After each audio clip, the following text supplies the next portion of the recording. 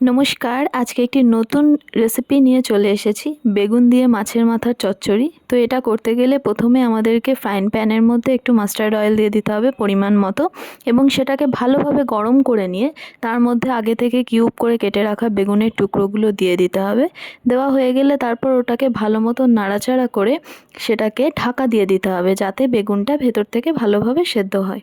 এরপর মাছের মাথাগুলোকে, যে আমি আগে ভেজে রেখেছিলাম, সেই মাছের মাথাগুলোকে হাতের মাধ্যমে ভালোভাবে ভেঙে রাখতে হবে, যাতে সেগুলো তরকারির মধ্যে ভালোভাবে মিশে যায়।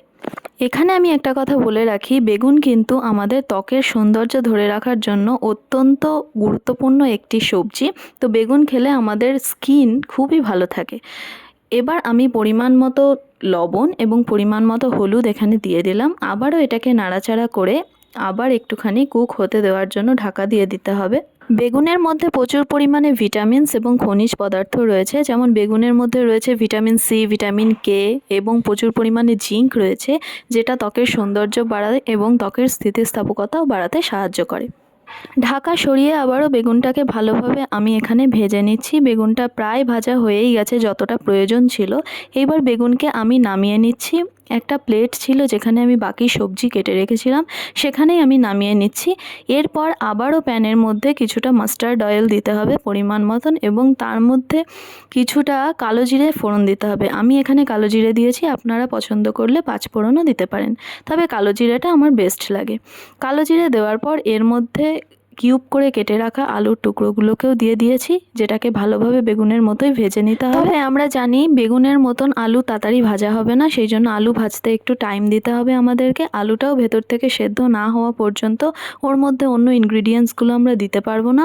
তো ওই জন্যই চাপা দিয়ে তারপরে আবার ঢাকা খুলে আলুগুলোর মধ্যে আমরা লবণ দিয়েছি পরিমাণ মতো এবং হলুদ গুঁড়ো দিয়েছি। লবণ হলুদ গুঁড়ো দিয়ে আবারও ভালো করে নাড়াচাড়া করে নিতে হবে। এরপরে ওর ওপরে আবারও ঢাকা দিয়ে কিছুক্ষণ রাখতে হবে, কারণ আলুটা ভাজতে আমাদের একটু বেশি সময় লাগবে। সেই জন্য আমি আবারও ওটাকে ঢাকা দিয়ে দেব, এবং ঢাকা দেওয়ার পরে ঢাকাটা খুলে তার মধ্যে আগে থেকে কেটে রাখা কিছু কুচনো পেঁয়াজ ছিল, সেটা আমি দিয়ে দিয়েছি। পেঁয়াজ কুচি দেওয়ার পরে ওটাকে আলুর সঙ্গে ভালোভাবে ভেজে নিতে হবে। পেঁয়াজ ভাজতে বেশিক্ষণ টাইম লাগে না, আমরা প্রত্যেকেই জানি। পেঁয়াজ অত্যন্ত নরম ধরনের একটা সবজি, তো পেঁয়াজ বেশিক্ষণ ভাজতেই হবে না। ওটাকে আলুর সাথে একটুখানি আধ ভাজা করে, মানে গোল্ডেন ব্রাউন হয়ে এলে তখনই আবারও আমাদেরকে ঢাকা দিয়ে দিতে হবে।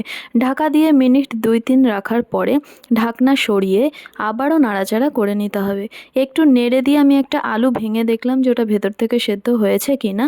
দেখলাম না, যতটা সেদ্ধ আমার এখন প্রয়োজন ততটা সেদ্ধ হয়ে গেছে। এরপরে আগের থেকে কুচনো রসুন, আদা এবং একটা পাকা লঙ্কা আমি এর মধ্যে দিয়ে দিয়েছি। আপনারা আপনাদের স্বাদ মতো লঙ্কা দেবেন, যেহেতু বেশি ঝাল কেউ আমাদের বাড়িতে প্রেফার করে না, তাই সবার জন্য আমি একটা লঙ্কা এর মধ্যে দিয়েছি। আপনারা চাইলে লঙ্কার মাত্রাটা একটু বাড়িয়ে দিতে পারেন। এরপর এটাকে ভালোভাবে নাড়াচাড়া করে নিয়ে এর মধ্যে আগে থেকে ভেজে রাখা বেগুনগুলোকে দিয়ে দিতে হবে। বেগুনগুলোকে দেওয়ার পর সেটাকে আবারও ভালোভাবে নাড়াচাড়া করে নিতে হবে। সবটা সুন্দরভাবে মিশিয়ে নিতে হবে, মিশিয়ে একটুখানি ভাজতে দিতে হবে, এবং তারপরে যখন এটা আরেকটু ভাজা হয়ে যাবে, এরপর পরিমাণ মতন জিরে এবং ধনে গুঁড়ো এর মধ্যে দিয়ে দিতে হবে। আমি এখানে পরিমাণ মতো দিয়েছি, আপনারাও পরিমাণ মতোই দেবেন। দেওয়ার পরে এটাকে ভালোভাবে নেড়ে নিতে হবে। এরপর নাড়াচাড়া করে নেওয়ার পরে মশলাটাকে ভালোভাবে মিশিয়ে নিতে হবে। এরপর এর মধ্যে আমি দিয়ে দেব একটুখানি লাল লঙ্কার গুঁড়ো। লঙ্কার গুঁড়োটা দেওয়ার একটাই কারণ এটা যাতে একটুখানি লাল কালারটা আনতে পারে, কারণ আমি কোনো রকম শুকনো লঙ্কা বাটার ইউজ এখানে করিনি। ইভেন কোনো রান্নাতেই আমি করি না, কারণ ওটা অত্যন্ত শরীরের জন্য ক্ষতিকারক। সেই কারণে একটুখানি লাল লঙ্কার গুঁড়ো দিয়ে দিয়েছি পরিমাণ মতন, আপনারা পরিমাণ মতো দেবেন। দেওয়ার পরে একটুখানি গরম জল দিয়ে দিয়েছি। আমি সবসময় গরম জল দেওয়াটাই সাজেস্ট করি, কারণ আমি নিজেও গরম জলই দিই। গরম জল দেওয়ার পরে যখন ওই জলটা একটু শুকিয়ে এসেছিলো, তখন তার মধ্যে মাথা, যেটা আমি আগের থেকে ভেঙে রেখেছিলাম মাছের, সেই মাছের মাথার টুকরোগুলো দিয়ে দিয়েছি। সামান্য একটু স্বাদ আনার জন্য চিনিও দিয়ে দিলাম পরিমাণ মতো। চিনি অনেকটা অল্পই আমি দিয়েছি, রান্নাতে বেশি মিষ্টি আমি পছন্দ করি না, ওই জন্য অল্প দিয়েছি। আপনারা চাইলে আর একটু বেশি করেও দিতে পারেন। এরপর ভালোভাবে সমস্ত ইনগ্রিডিয়েন্টস দেওয়া হয়ে যাওয়ার পরে এটাকে ভালো মতন নাড়াচাড়া করে ওপর থেকে একটু গরম মশলার গুঁড়ো ছড়িয়ে দিতে হবে।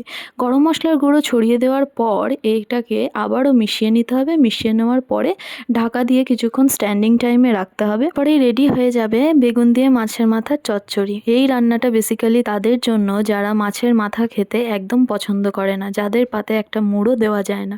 তবে মাছের মাথা কখনোই ফেলে দেবেন না, এইভাবে একবার ট্রাই করে দেখুন, আপনাদের অবশ্যই ভালো লাগবে। যদি ভিডিওটা ভালো লাগে অবশ্যই একটা লাইক করে দেবেন, একটা কমেন্ট করে দেবেন, অবশ্যই জানাবেন রান্নাটা করে আপনাদের কেমন লেগেছে। আজকে এই পর্যন্ত, চলে আসবো অন্য আরেকটি ভিডিও নিয়ে।